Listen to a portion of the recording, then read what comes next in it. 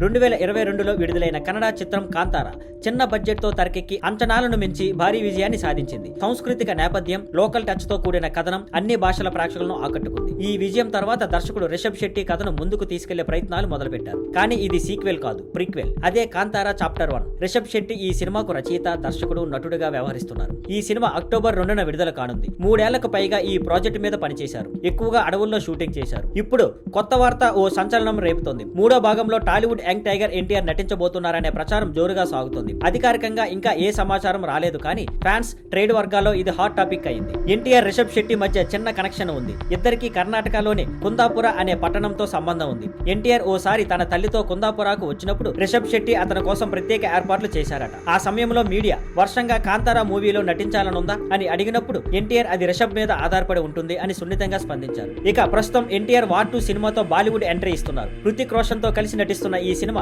August 14న release అవుతుంది. తక్కువ సమయంలో ఎక్కువ సినిమాలు చేస్తున్న ఎన్టీఆర్ వివిధ భాషల్లో పనిచేస్తూ తన మార్కెట్ విస్తరిస్తున్నట్టు స్పష్టంగా కనిపిస్తోంది. ఈ ప్రచారం నిజమైతే ఎన్టీఆర్ కు ఇది తొలి కన్నడ సినిమా అవుతుంది. అంతేకాదు, తెలుగు, కన్నడ ఇండస్ట్రీల మధ్య మరింత గాఢమైన కలయికు ఇది దారి తీయొచ్చు. ఇప్పటి వరకు హుంబాలే ఫిల్మ్స్ గానీ, ఎన్టీఆర్ టీం గానీ అధికారికంగా స్పందించలేదు. కానీ ఎన్టీఆర్ కాంతారా యూనివర్స్ లోకి రావచ్చనే ఊహలే అభిమానుల్లో పెద్ద ఎగ్జైట్మెంట్ ను క్రియేట్ చేస్తున్నారు.